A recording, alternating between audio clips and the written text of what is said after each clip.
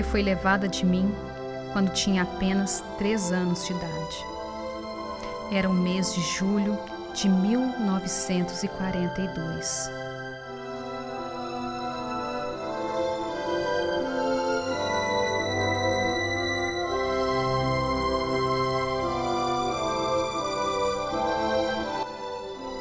Na janela da casa fechada, Dona Maria leu para mim o terrível recado: mudamos para muito longe, você nunca mais verá sua filha.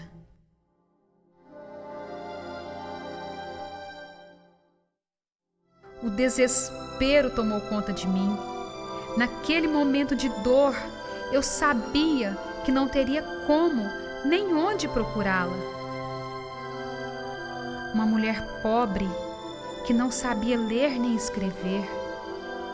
Com o coração dilacerado, clamei a Deus e pela fé vivi os anos seguintes na certeza de reencontrá-la um dia.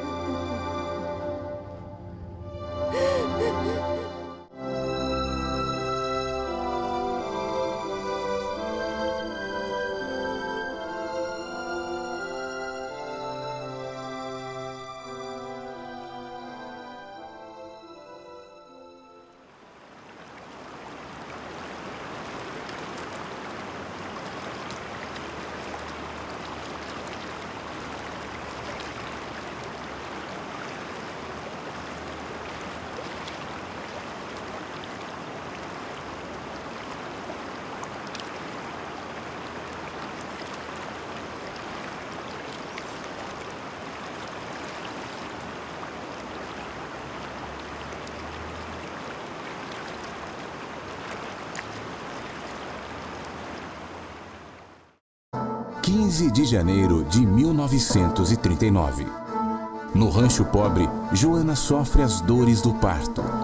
Naquela época, principalmente nas roças, as mulheres davam à luz em casa, ajudadas por uma parteira, o marido ou alguém da família.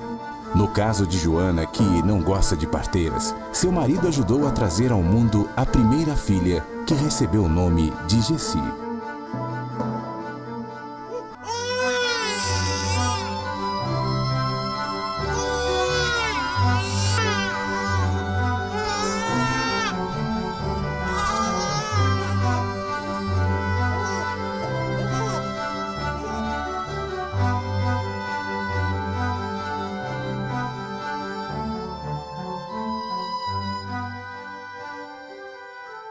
Em 1940, quando tinha parteira, era a parteira.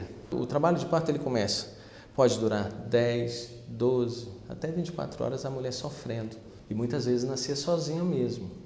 E quem ajudava às vezes era o marido, que não sabia nada. Cortava o cordão umbilical com tesouras mesmo, que às vezes não era, não faziam asepsia antes. Porque a criança muitas vezes sofria com infecção, muitas vezes morria. E a mãe também poderia sofrer umas infecções que poderia ser fatal também. Para o tipo de parto que era feito, acontecia até pouco óbito.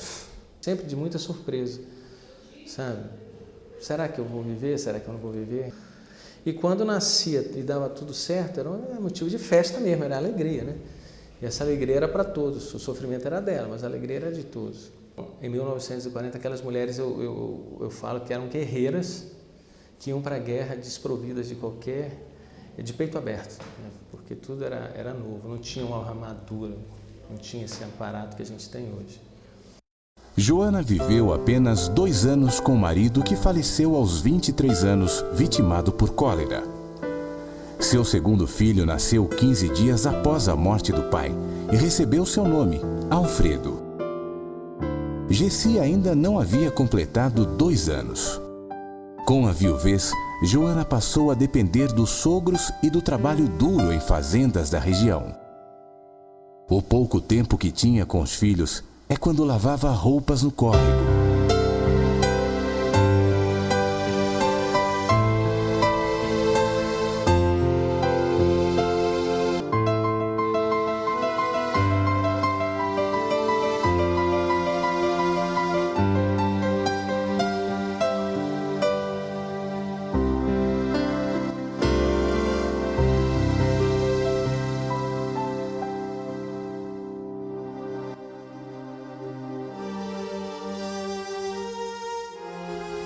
Naquele lugar, em tempos como aquele, uma jovem mulher viúva era praticamente obrigada a se casar novamente, inclusive por uma questão de sobrevivência.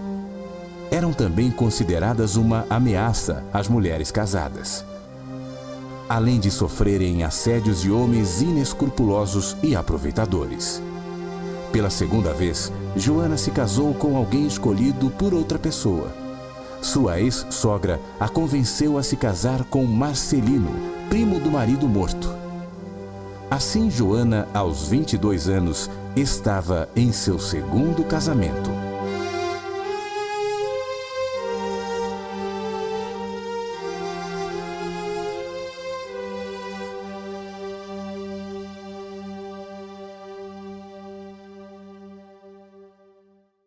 O início do século XX no Brasil, ele é marcado por uma quantidade enorme, né, de acontecimentos políticos, sociais, econômicos, e que isto atingirá, né, sobremaneira as populações, quer sejam do interior do país ou mesmo das capitais.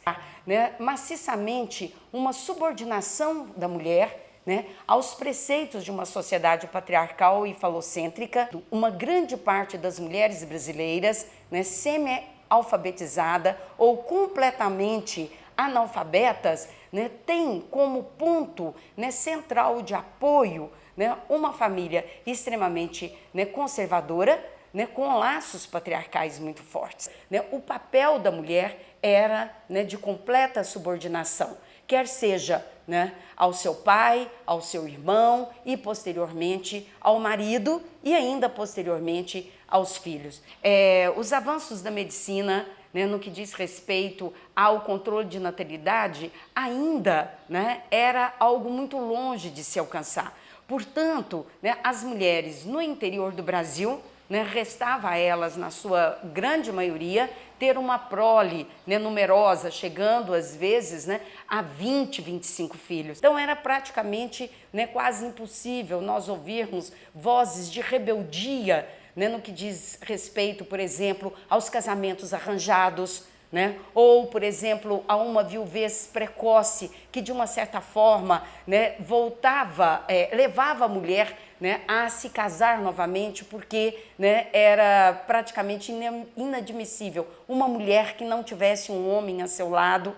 E inúmeras vezes vamos encontrar, né, mulheres na mais tenra idade, 14, 15 anos, né, ao chegar aos 20, 25, haviam se casado, né, 3, 4 vezes. Portanto, nesse contexto, né, de uma conjuntura patriarcal e conservadora, insere-se a história, né, de Dona Joana. Pouco restava a uma jovem analfabeta e principalmente pobre e negra. Então, nesse sentido, a Dona Joana, né, ela espelha uma tríade, né, em que a definição, né, de mulher submissa, né, se enquadraria no Brasil. Mulher, pobre e negra. Não poderia, talvez, o destino dela ser diferente daquele que foi, né, traçado, quer seja pelos seus pais, depois, né, pelos pais do seu marido e, consequentemente, né, pelos próprios maridos que elas tiveram. Eu acredito, né, que não poderia ser diferente, né, tomando em conta os valores éticos, morais para a época em que, né, esta história, né, tão interessante, né, tão triste, né, se passa no interior de Minas Gerais. Eu vou contar a história para vocês quando eu fiquei viúva. Eu fiquei viúva e meu sogro, mais minha sogra, queria me tomar as crianças. Eu tinha Alfredo e Gessi. E eu não dava os meninos para eles. Aí eles pediam para trazer eles, eu não deixava. Aí falei para ela assim, nós vamos morar perto, ele fica assim, ó, fica comigo. Aí ela falou assim, não, eu vou criar meus netos. Joana cuida dos filhos da melhor maneira que pode. Sua vida continua simples e pobre. Mas agora tem Marcelino. Embora não seja seu escolhido, é o companheiro que lhe dá mais um pouco de segurança.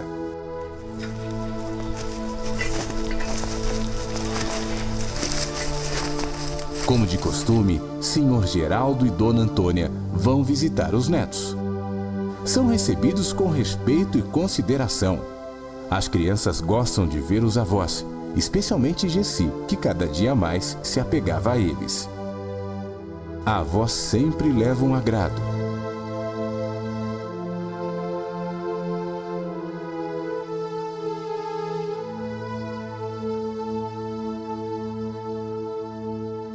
Logo repetem o pedido de sempre. Querem levar os meninos para morarem com eles. Argumentam que Alfredo era o filho único e que Joana terá outros filhos no novo casamento. O avô, Senhor Geraldo, dizia que o primeiro filho não pertencia aos pais e sim aos avós, ainda mais que o pai havia morrido. Joana jamais concordara com isso. Novamente, ela não permite que levem os meninos. Eles vão embora, aborrecidos. Joana continua com sua vida pacata no pequeno rancho nas proximidades de Abadia dos Dourados. Certa tarde, Senhor Geraldo e Dona Antônia chegam para mais uma visita.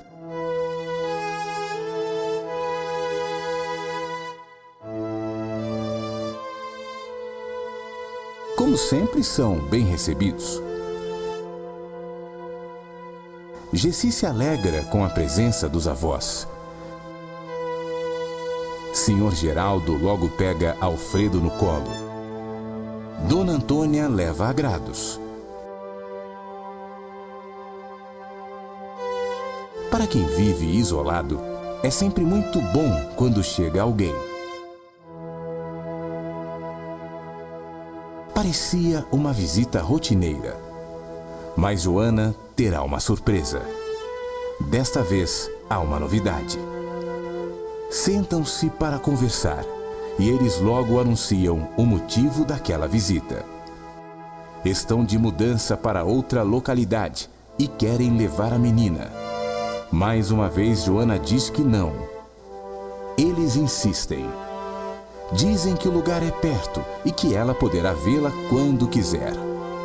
Gessi presta atenção ao assunto. Joana pensa no tanto que a menina é apegada com os avós e que sentirá muito a falta deles. Acaba concordando em deixá-la com eles por algum tempo e a buscará quando quiser. Senhor Geraldo pede que ela deixe o menino ir também. Joana não permite. Então eles pedem para que os deixem passar o fim de semana com eles, pois irão se mudar dentro de alguns dias. Na segunda-feira os trarão de volta e Gessi ficará com ela até o dia da mudança. Sem conhecer suas verdadeiras intenções, ela permite. Arruma os filhos e entrega a eles com o coração apertado. Despede-se das crianças. Não é o que de fato queria fazer, mas aquele casal ainda exerce um forte poder sobre ela.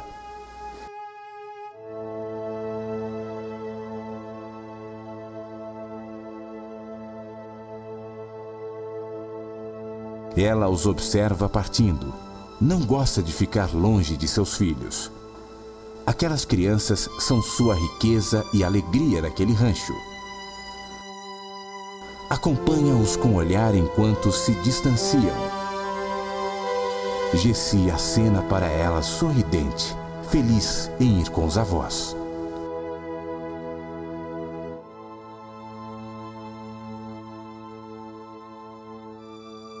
Joana não poderia imaginar que no dia seguinte viveria uma experiência que marcaria sua vida para sempre.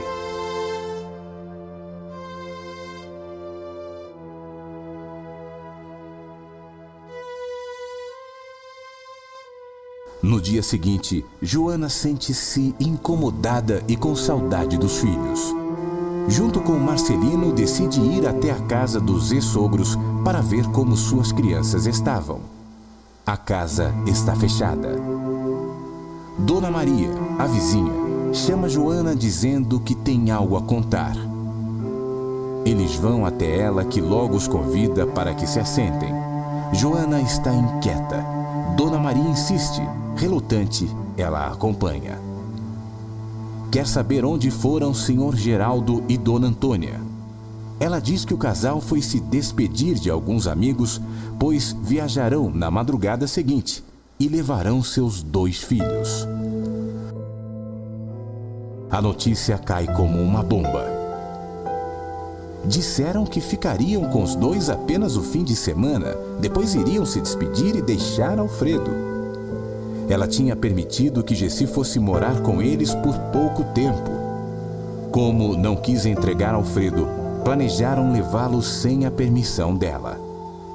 Estava indignada, mudou de ideia. Não deixará que levem a menina e muito menos o menino.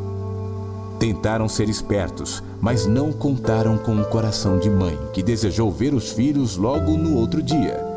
Joana percebeu que estavam dispostos a tudo, não devolveriam as crianças por bem. Tomada de revolta, combina com Marcelino de pegar as crianças à força. Ela pegaria Alfredo e ele Gessi. Dona Maria sugere que eles entrem para a casa dela. Lá estarão protegidos. Joana espera apreensiva. Em dado momento, avista o casal que vem junto com algumas pessoas e as crianças à frente deles. Assim que se aproximam, Joana e Marcelino correm ao encontro dos meninos. Marcelino pega Gessi. Joana pega Alfredo. Dona Antônia se desespera. Gessi esperneia e grita assustada nos braços de Marcelino. O povo ajunta nele. Um homem ameaça dar-lhe um tiro, arranca-lhe a menina e entrega à avó, que era muito querida por ser parteira e benzedeira.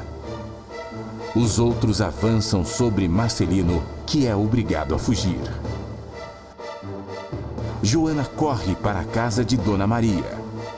Seu Geraldo corre atrás.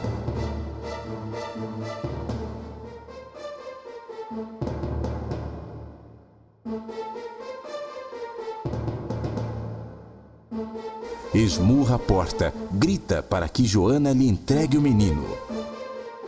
Ao perceber que não abrirão, sai furioso, fazendo ameaças. E eu lá dentro da casa da mulher, eu pensei, o que é que eu vou fazer? Eles quebram a porta. Aí ele quer quebrar a porta. Aí eu corri com o menino, né? Corri no pasto ali em cima, e o medo era muito grande. Aquele medo dela me tomar meu filho.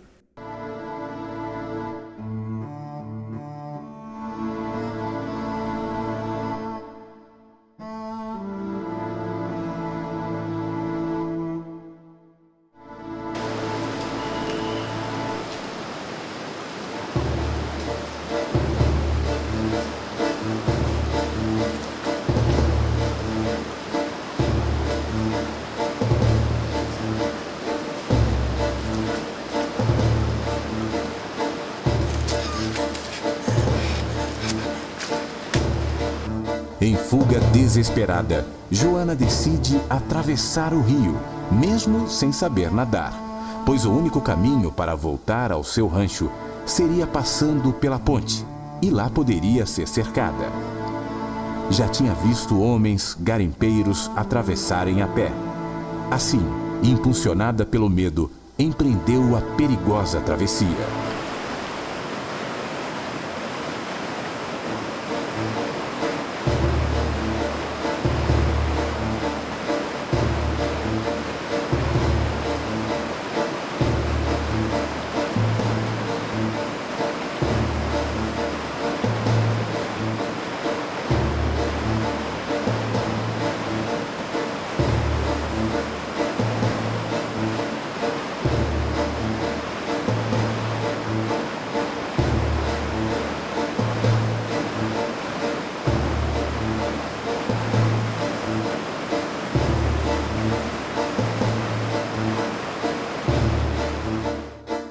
Já próximo à margem oposta, quase sem forças, ouve os gritos de um homem que repentinamente surge nadando. Ele pega o menino e o leva até a margem. Volta e a ajuda a sair.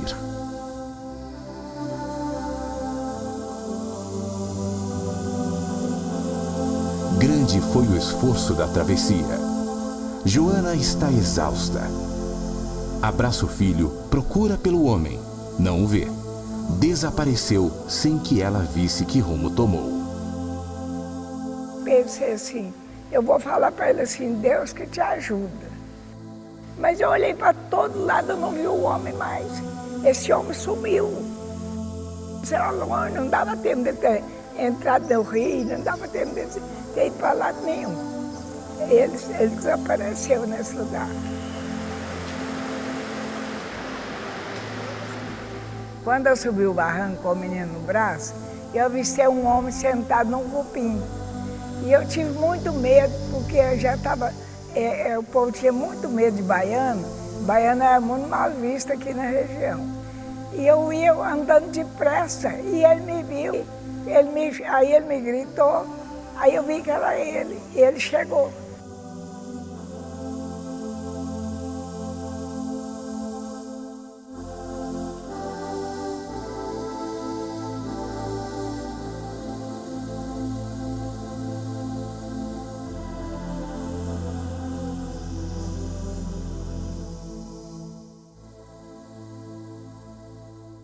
No início da década de 40, o rio era muito mais caudaloso, né? A ação do homem não tinha assim, marcado tanto o rio, de forma que para uma mulher, né, de vestidos, atravessar o Rio Dourado em 1940, né, fugindo com a criança nos braços, né, era uma tarefa que quase que heróica, hércula, né, para atravessar um rio numa situação dessa. É um mato fechado, cheio de cipó, espinhos. Então, assim, você atravessa esse mato, atravessar o rio com cachoeira, corredeira, pedras escorregando, indo com a criança na mão, a gente entende o tamanho, dá para ter uma ideia, né, o tamanho do desafio que foi. E na época, somente assim, homens e homens experimentados, né, que já tinham a vida na beira do rio, que encaravam a travessia do rio. Como Joana imaginou, Senhor Geraldo foi cercá-la na ponte. Armado com uma espingarda, esperava por ela, disposto a tomar-lhe o pequeno Alfredo. Não havia outro caminho para que Joana retornasse para seu rancho. Ele não poderia imaginar que ela havia atravessado o rio e já estava em casa. Esperou durante horas. Tarde da noite, teve que desistir. Voltou para casa cheio de ira. Na madrugada seguinte, partiram deixando na janela um recado doloroso. Joana nunca mais veria sua filha. Foram para longe e não deixaram endereço.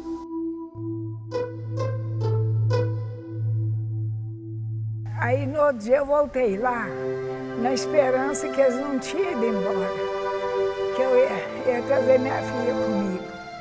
Mas aí estava o papel escrito na janela. Fui embora com essa filha, você não vê ela nunca mais. Aí a vizinha pegou, leu lá o papel e falou para mim assim, vamos para dentro. E eu bati de joelho lá no capim, assim, chorando, gritando, e eu gritei, oh meu Jesus, me dá minha filha mais hoje ou mais amanhã, eu quero minha filha de volta.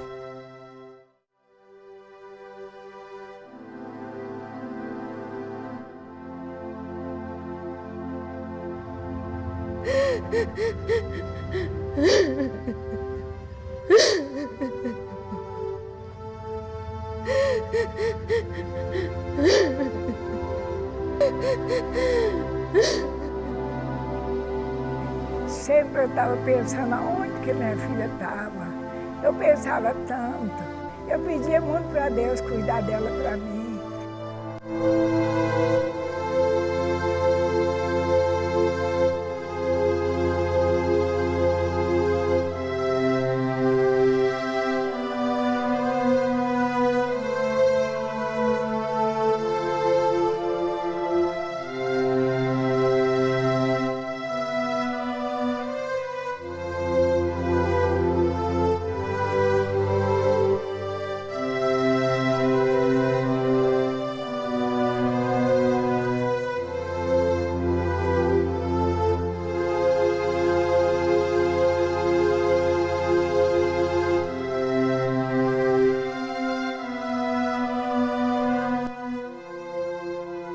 E assim passou 26 anos. Minha mãe teve 6 filhos no segundo casamento e com 30 anos ela estava viúva novamente. Com isso, a vida dela em Abadia dos Dourados ficou bem mais difícil. Meu tio morava em Uberlândia e ela decidiu se mudar para cá e trabalhar nas fazendas próximas à cidade. Lá ela conheceu meu pai e teve mais 3 filhos, meus 2 irmãos e eu. Nós crescemos ouvindo ela contar a história da filha que foi roubada pelos avós. Ela sempre dizia, um dia eu vou encontrar a irmã de vocês. Os anos se passavam e ela sempre falava, ela está com tantos anos. Hoje é aniversário dela. Numa das viagens que fizemos a Monte Carmelo, como a gente ia habitualmente passar férias, minha mãe foi visitar seu Joaquim Machado, que era dono da fazenda onde ela trabalhou quando criança. Inclusive, ele era padrinho da Gessi. Nessa visita, ele deu para ela uma notícia, era a notícia que ela esperava tantos anos. Ele falou que tinha encontrado a Gessi numa das fazendas que ele foi. Minha mãe não se continha de alegria. Falou que a Gessi já tinha casado, que já tinha filhos, e passou para minha mãe o nome do fazendeiro onde eles trabalhavam, que era uma fazenda próxima a Lagamar. Mas minha mãe não pôde ir imediato para lá. Para a nossa realidade, Lagamar é uma cidade muito distante, uma viagem muito cara. Minha mãe teve que esperar mais uns 3 anos até que meu irmão Júlio pôde dar para ela o dinheiro e nós viajamos em busca da minha irmã. Eu viajei com ela. Nós tínhamos então o nome do fazendeiro e o nome da cidade. O que nós não sabíamos é que muitas surpresas nos aguardavam. Joana saiu de Uberlândia com destino a Coromandel, onde morava sua irmã. Lá deixou os 2 filhos menores. Junto com sua filha, Sueli, seguiu para Lagamar na manhã seguinte. Entrou no ônibus com alegria e expectativa. Tem certeza que dentro de algumas horas estará com sua filha.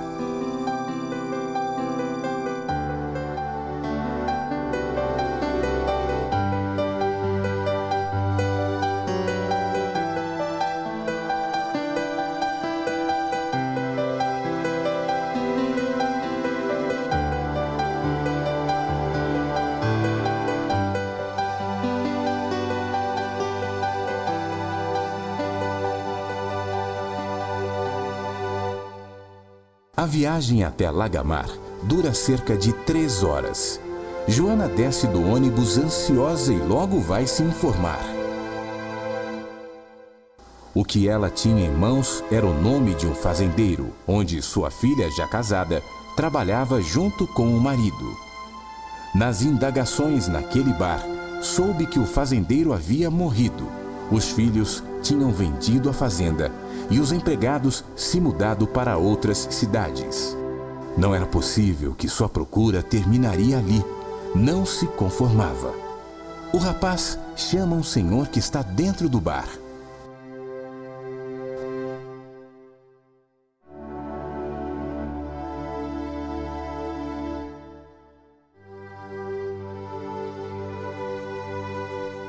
Este conhecia seu genro e sua filha. Joana se alegra. O homem informa-lhe que eles se mudaram para Patos de Minas, cidade um pouco adiante de Lagamar. Ela pode seguir viagem no mesmo ônibus. Disse ainda que, quando ela chegasse em Patos, descesse no primeiro ponto, no armazém do senhor Antônio Maria, logo na entrada da cidade. Com certeza esse homem lhe daria informações sobre Gessi. Ela se despede animada, corre para alcançar o ônibus. A busca continua. São quase 3 horas de viagem até Patos de Minas. Elas entram no armazém do senhor Antônio Maria, conforme indicado pelo homem em Lagamar. Joana repete a história que está contando desde que saiu de Coromandel. Sua filha foi roubada pelos avós quando tinha apenas 3 anos de idade. Agora ela está com 29 anos e casada com José Godinho. Ansiosa, pergunta ao senhor Antônio Maria se ele os conhece. Ele diz que não. Joana leva um choque. Mas um senhor em Lagamar disse que ele conhecia, insiste ela. Novamente, ele diz que não sabe quem são. Ela não pode acreditar que de novo voltou à estaca zero. Senhor Antônio sugere que ela procure o dono da selaria ao lado, talvez ele conheça. Informa que a selaria está fechada para o almoço e que ela pode esperar por ali. Joana está cansada da viagem, quase 6 horas por uma estrada de terra cheia de curvas. Não acredita que viajou até ali em vão. Será que terá notícias? E se não tiver, voltará sem sua filha?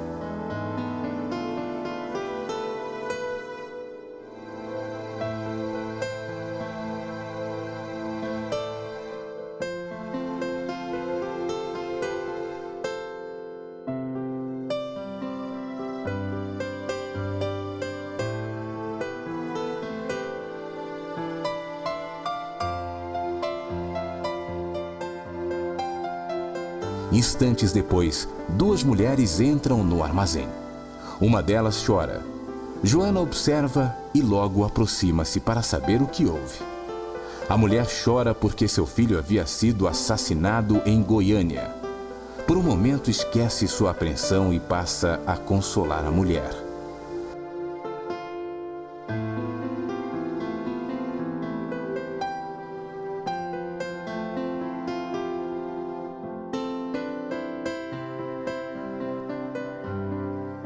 Conta que está procurando pela filha que não vê há 26 anos. Diz que está esperando o celeiro abrir. Talvez ele conheça o seu genro. A mulher se comove com a história e a convida para almoçar em sua casa enquanto a selaria abre. Joana fica feliz com o convite e a acompanha com um novo ânimo.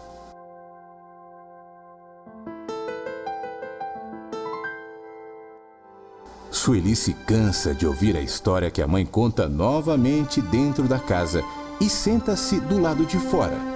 Logo chega a irmã da mulher que se encantou com a história e diz que vai parar todas as pessoas que passarem até encontrar alguém que conheça Gessi.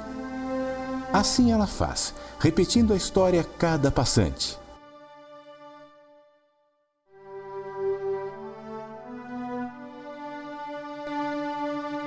Depois de algumas negativas, surge um homem que a mulher diz a Sueli ser um boiadeiro que conhece todo mundo. Ao perguntar-lhe se ele conhece Gessi, sorridente, ele diz que ela é casada com o seu sobrinho. Elas gritam. Joana, que corre ao encontro delas, explode de alegria ao descobrir que encontrou sua filha.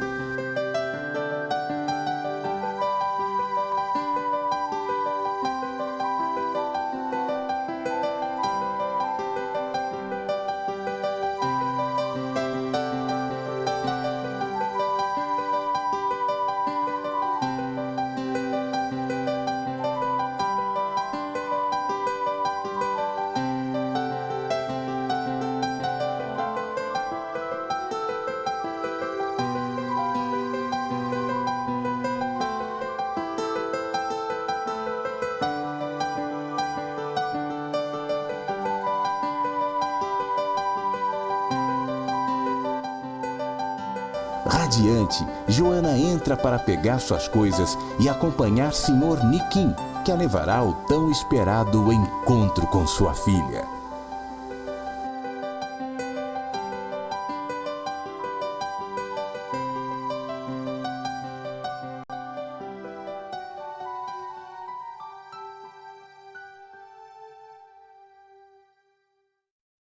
Joana pergunta que direção seguir. A ansiedade faz com que ela caminhe sempre à frente do grupo. Sr. Niquim, sua esposa, Dona Luzia e Sueli se esforçam para acompanhá-la.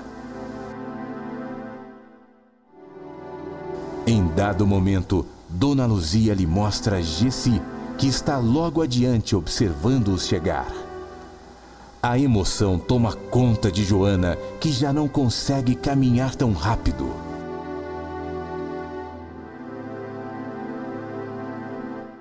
Um dia nós estávamos brincando na rua e a minha mãe veio saindo da vizinha. Quando a minha tia Luzia veio chegando perto, ela viu com a mulher. Essa mulher, ela era uma mulher bonita, chique, muito bem arrumada, mas essa mulher chorava. Nós não entendíamos porque que essa mulher estava chorando.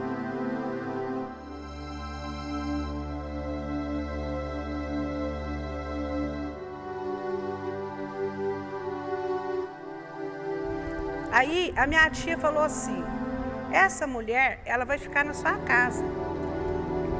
Mas como que essa mulher vai ficar na minha casa? A minha mãe pensou, eu não tenho nem pra mim, como que eu vou ficar com essa mulher na minha casa? Por que essa mulher vai ficar na minha casa? Eu não estou entendendo. Aí a minha tia Luzia tornou falar, ela vai ficar na sua casa.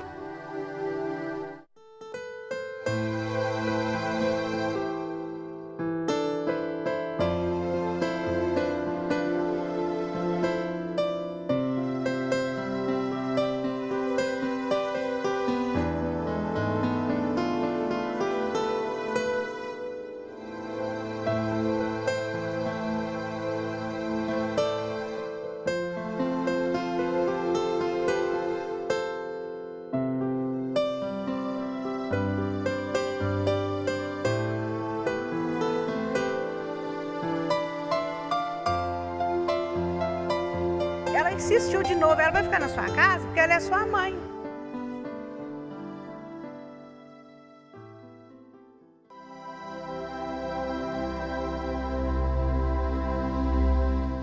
E a minha mãe assustou muito, porque para minha mãe, a mãe dela tinha morrido há muito tempo. A minha mãe levou tanto susto que ela começou a deixar a menina cair. E a minha tia Norma, ela pegou ela e acudiu assim no braço para que ela não caísse. E foi aquele momento de muita emoção, porque a mamãe chorava e a minha avó também chorava.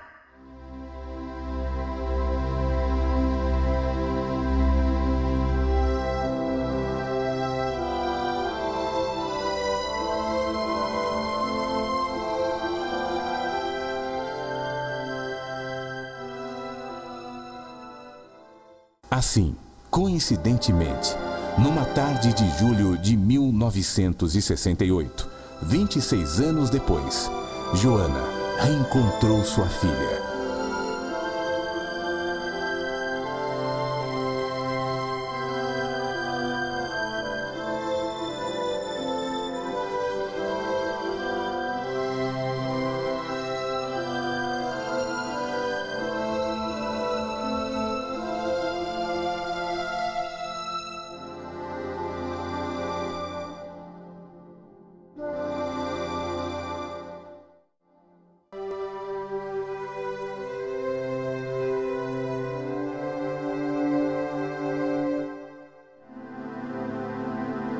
Elas entraram para dentro e foi aquela confraternização.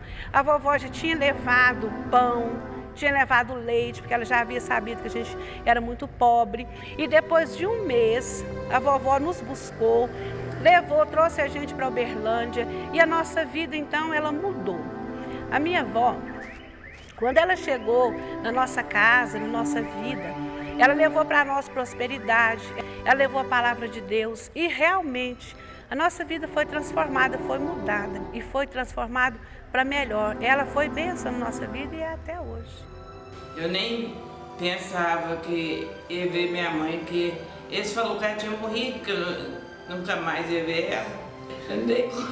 Eu não dei conta nem de fazer a janta. Aí a vizinha que fez para mim. Foi muita emoção. O tempo todo eu nunca pensei que minha mãe ia me procurar, não. Eu não pensava que não ia ver ela nunca mais. Aí Deus me deu ela de volta. Foi uma alegria muito grande, que Deus me mostrou onde que ela estava. Até vou contar a verdade. Deus me deu ela com herança, com um bom marido e 7 filhos. Foi uma herança muito boa que eu recebi.